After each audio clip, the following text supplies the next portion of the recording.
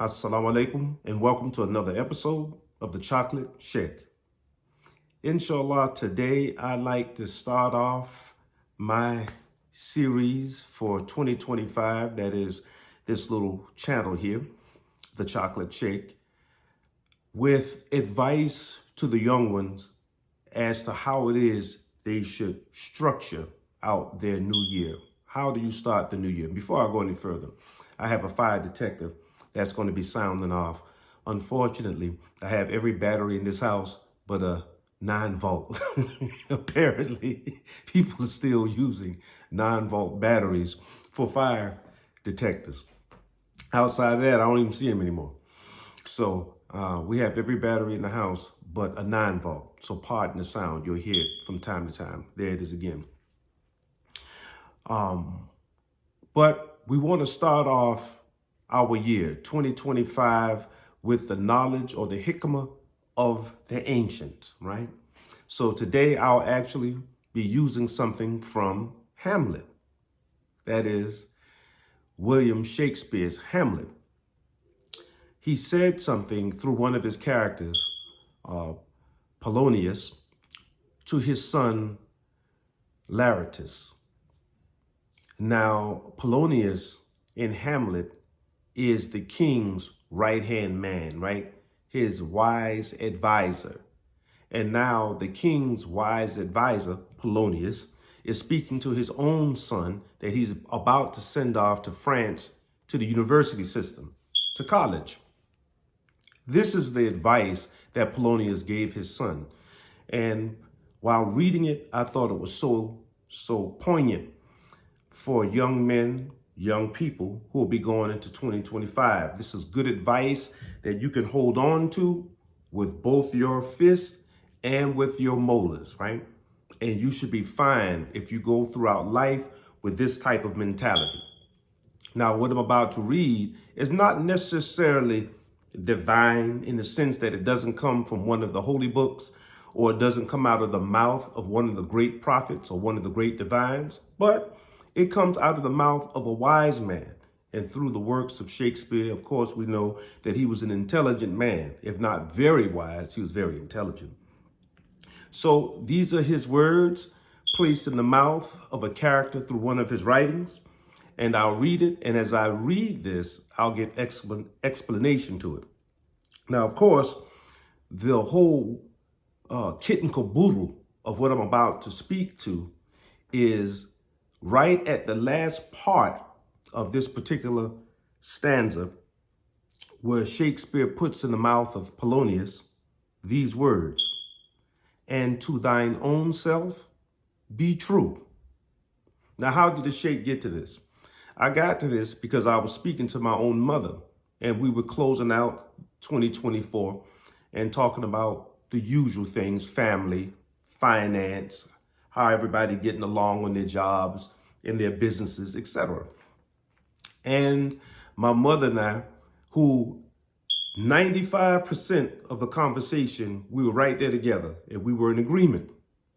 But right at that little last piece, that little 5%, my mom and I had a disagreement. And that's because of some of my social views, some of my social takes, how I feel about the Western world, how I feel about my own country, the United States of America, etc. Right? My mom is more pro-America, pro-America. We're going to figure this thing out. We're going to get it right. Where her son is a pessimist. I don't think America's going to get it right until she falls on her face. And once she falls on her face and is groveling in the sand, right, in the mud, the muck, and the mire, then at that point, maybe the American will wake up, get past their classism and get past their racism, become one country, a real America, one real America, right? Where all ships are sailing together in the same direction, not the whites over here doing this and the poor whites doing that, the blacks over here doing this, right? The Latinos are doing that, the Iranis, America's a quote unquote melting pot, right? Or we're like a vegetable salad, some people say, of different persons and different peoples. And sometimes we're just not on the same page. Most times Americans are not on the same page with one another. And that causes these schisms and fractions. And that is something that will lend against being a good American and what that means to be, right? What is it to be a good American? And what is America giving the rest of the world that's positive and good for humanity via the moral means, right? So my mother and I disagreed there. But she ended the conversation by saying to me that although you and I might disagree about America and where she's going, and is America going to be a force for good in the future? My mother said to me in closing that little debate or argument, she said, but to thine own self be true. In other words, my mother said, I disagree with you about some of your takes and attitudes toward the Western world and America in particular. But the way you feel about it is real as well. So be true to yourself and how you see things and how you think things ought to be. You don't necessarily have to listen to me as your mom. I have an opinion, but now you're a grown man. You also have a good opinion. So be true to yourself. And that way you don't come across as false to everybody else. That's what my mother meant. So it made me think, that's very true. And that's absolutely what I advocate. So where did that come from, right? I knew it wasn't from the scripture. I had already known that. I knew it wasn't from the Bible. I knew it wasn't from the Torah or the Quran. Although, again, some of this is, right? Some of what I'm about to read is very compatible with what it was the divine sent. Some of it, very little of it, not so much. But if you're a person, a young person moving into 2025, this is sound advice from William Shakespeare. I'll read the whole speech from Polonius to his son, Lartius. He says here, and this is taken from, again, Hamlet. This is Act 1, Scene 3, okay? I'll read and I'll give my explanation to these verses. Polonius says to his son, Lartius, there, my blessings with thee. What he's saying is, all right, son, about to send you off to France. Assalamu alaikum. May God's peace and blessings be on you. And these few precepts in thy memory, meaning I'm about to tell you some things. I'm going to give you some precepts about life. Remember them. Look thou character. Give thy thoughts no tongue. Look thou character, meaning look at your own character and look at others' characters. See what people are made of.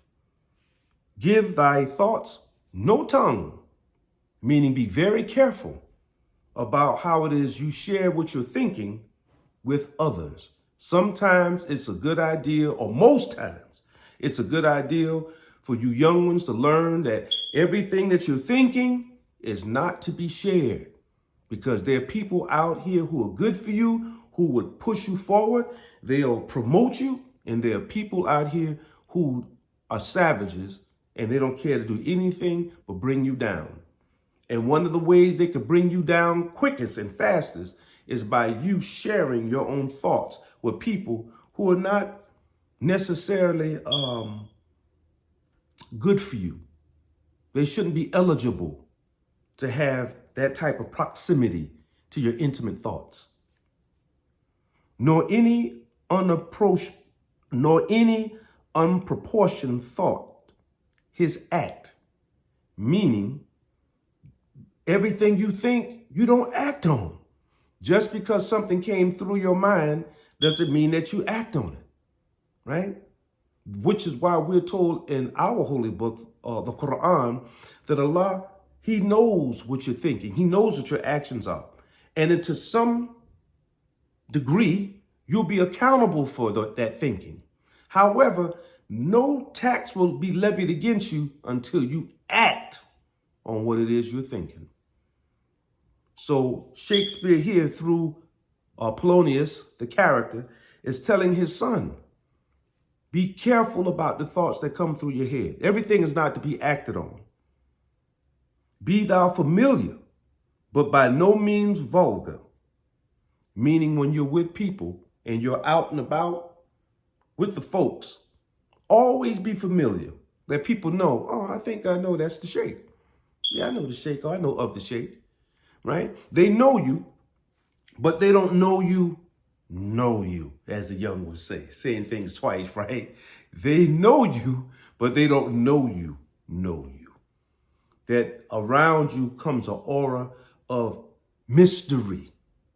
That they are, I know the Sheikh, but they don't know everything about you. They don't really know you like that. This is what Shakespeare is saying here through the mouth of Polonius. Be thou familiar, but by no means vulgar. Those friends thou hast, and their adoption tried, meaning the friends that you have that are tried and true. The friends that you have that you know are tried and true. Grapple them unto thy soul with hoops of steel, meaning you keep them tight. Those are your bosom buddies. You don't let them get away from you. You lock them in with a ring of steel, right? This is your crew. These are your dudes. You should always have a crew. And you should always have people who know you like that and you know them like that. This is what the Father's saying. And you separate these from those. You separate those that are tried and true from those that are not. He goes on. But do not dull thy palm with entertainment of each new hatched, unfledged comrade. Okay? So he's saying exactly what I just said. You keep your tried and trues with you. But all these newfangled friends, these new people coming around, you keep them at a distance. Right? They're not a comrade. Beware of entrance to a quarrel, but being in, bear the opposed may beware of you. All right, this is Old English. But what he's saying is, stay away from arguments. Like Rasulullah sallallahu alaihi wasallam told the Muslims, stay away from arguments if you can. Stay away from these things. These things cause rancor in the heart. This is all Polonius is saying to his son. However, if you find yourself in the situation, if you absolutely find yourself in that situation where you're in the argument, then he's saying, okay, now understand that every time you get caught in these situations with people arguing out here in these streets, understand that you're losing a friend, or your chances of losing allies has become great. He goes on to say, give every man thy ear, but few thy voice. That's the teaching of the great divines. You always want to hear people out. Hear them out. But when you hear people out, that doesn't mean that they're asking you for your opinion. So when you listen to people, listen. But don't feel like you have to speak to everybody you hear from. Every time something comes to you, think you got to speak to it and address it. Everything is not to be addressed. But by hearing people, yourself becomes, you overstand the situation, and you yourself become educated to a degree where now you pull from many sources, or you pull information from many sources, and now you become a seatbed of information. But it doesn't mean that you always have to give your opinion about every piece of information that comes through, because now you become yourself too exposed. All right. He goes on to tell his son, take each man's censure, but reserve thy judgment. Let people criticize you. That's fine. We're told in the Quran Kareem, never fear the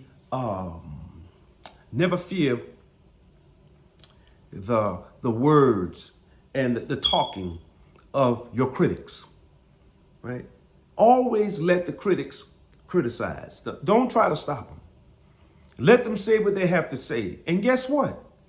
The wise ones, the people who have good hearts, the folks who you don't have anything in you that you want to hurt anybody, harm anybody with, right?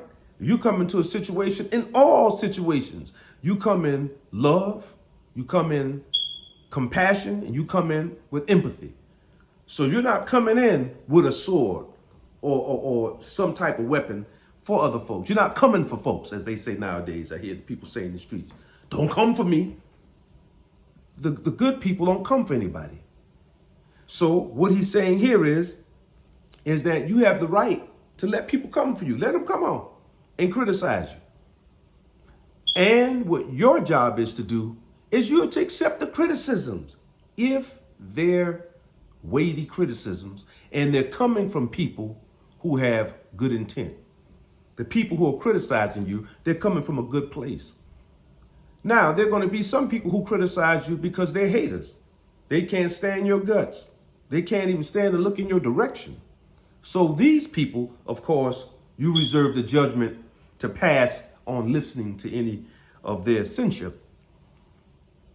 The next verse. Costly thy habit as thy purse can buy, but not expressed in fancy, rich, not gaudy. For the apparel oft proclaims the man. What is he saying here? Be careful about what you buy, the things you buy. And make sure that what you spend your money on, these will be things that will truly enrich you and enhance your life. They will truly enrich you or enhance your station. This is what the Father's saying to the Son. So when you purchase, you buy and you try to buy quality. Might be a little more, the Father's saying. Might pay a little more, but it's worth it in quality. Make sure that your attire and the things that you wear, when people look at you and they deal with you, they see that they're dealing with somebody serious. That you are a person who's walking with not only your moral courage, not only with your moral rectitude, but you also dress the part and look like somebody serious. That you're walking in the world as a person who is to be dealt with seriously. So the Father's saying here to the Son, you may have to pay for that a little bit. So you pay as high as you can pay without hurting yourself to look the part. The Father goes on to say, for the apparel oft proclaims the man. Right? When people see what you look dressed like, they assume that that's what you are. So if you out here dressed like a fool, then people will look at you as a fool. If you dress as a bum, people will look at you as a bum. If you dress as a 304, people will look at you as the 304. If you dress like a professor, people will treat you like a professor. If you dress like a clergyman, people will treat you like a clergyman. If you dress like a fireman, people are going to assume that you fight fires. If you dress like a police officer, people are going to assume that you're a police officer.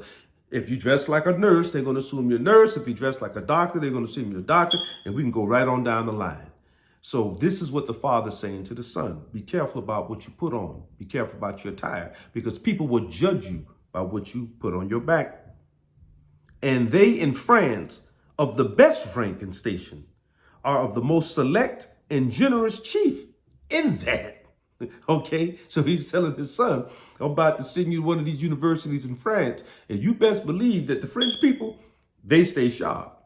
They don't play games with their clothes. They really dress the part, and they really judge in that society by what you look like. So I'm sending you to a place where you have to be on your game about your clothes and about your spending habits, how you spend your money. Neither a borrower nor a lender be, for loan oft loses both itself and friend. All right? So this might differ from the moral people that come from the tradition of Musa, that is Moses, on him be peace, Jesus, that is Jesus the Christ, or Isa ibn Maryam, that is Jesus the son of Mary, on him be peace, and Rasulullah, the messenger Muhammad, daughter Rasulullah of Islam, right? It might be a little different, because in our tradition, we're taught that you give. You just give, right? You give. And you give, as our Christian brothers and sisters would say in church, till it hurts. Right? We come from a tradition that we know, as Allah tells us in the Quran, as you give out, you don't lose anything. Allah says you give, and then I'll bless you 7 times what you just gave off, right? This is an ideal philosophy in Islam, but it's also the philosophy in Christianity and Judaism, right? That we don't worry about giving people things. We give, because we already know that Allah subhanahu wa ta'ala is going to give it back to us in this life and the next. So we don't care about giving, right? But here, Polonius is giving his son some good advice. Now, I'm sending you someplace where you ain't going to know these people like that. You don't give out your money like that. You keep what you have, and you don't give out money. You don't do loans, because once you start loaning money out, you may not ever give it back. And then now who you loaned it to, who you thought was cool, they're not going to deal with you anymore. And you're not going to want to deal with them anymore because they're not paying you back your money. Then he moves on to say, for loan off loses both itself and friend, and borrowing dulls the edge of the husbandry. In other words, when you're on the other end of it, if you're not giving the loan, but you're on the other end accepting loans, right? Asking people for money, may I borrow? He's saying, hey man, that chip off your manhood, brother. If you're always in a position where you're asking somebody for money, it chips off your manhood. It brings you down in your station of manliness. It brings you down in the eyesight of the people because you look to be somebody who is needy and not a person that others can lean on, right?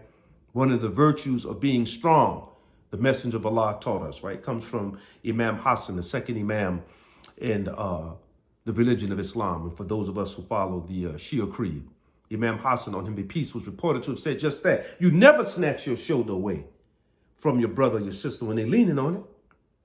When people are leaning on you, you don't snatch away. You have to stay there.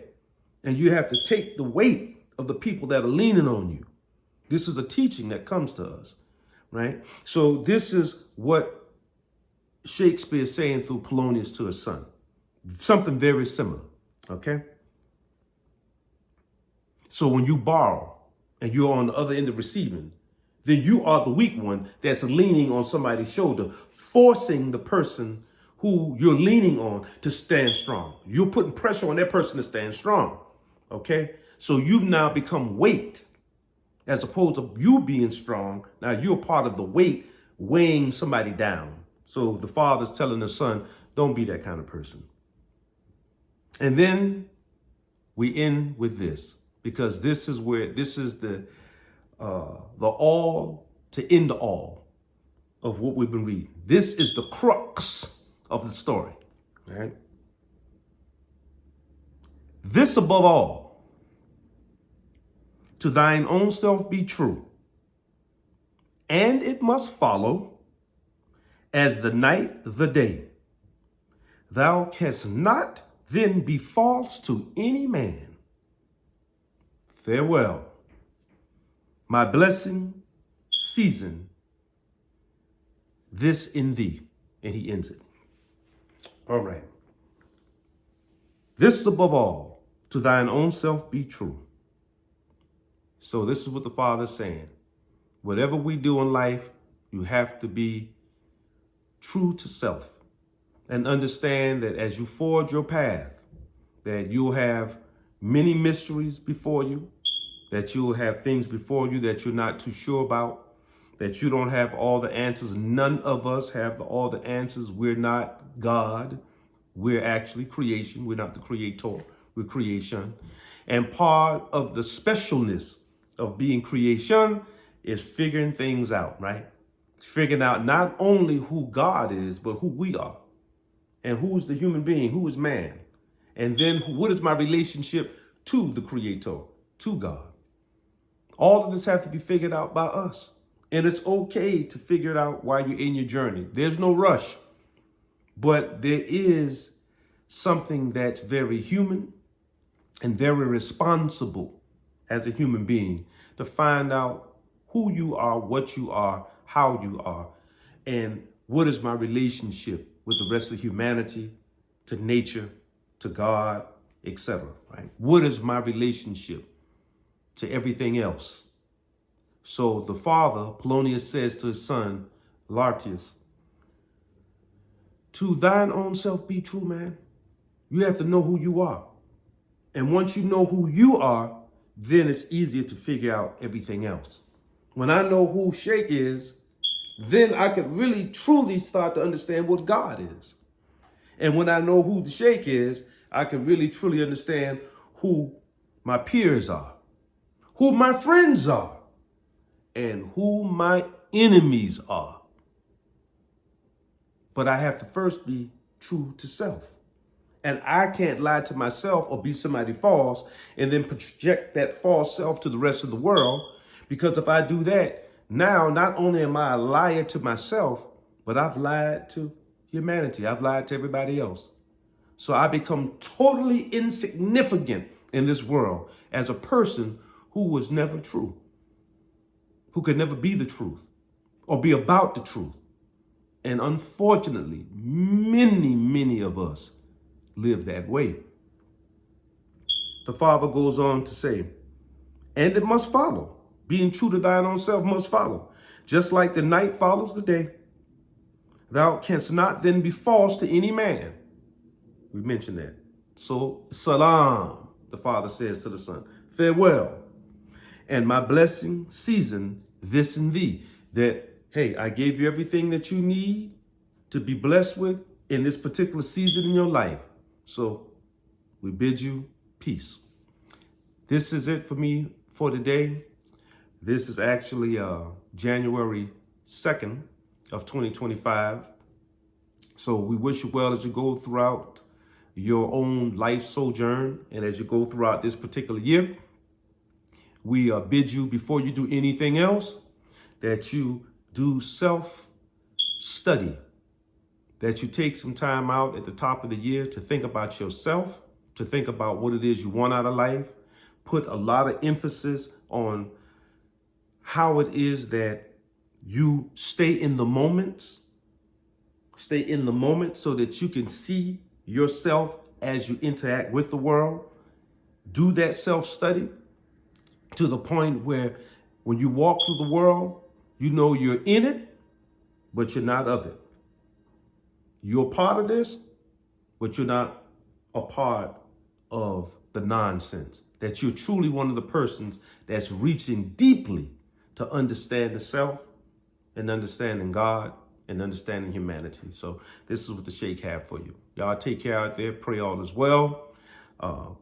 We welcome you and myself into the year 2025.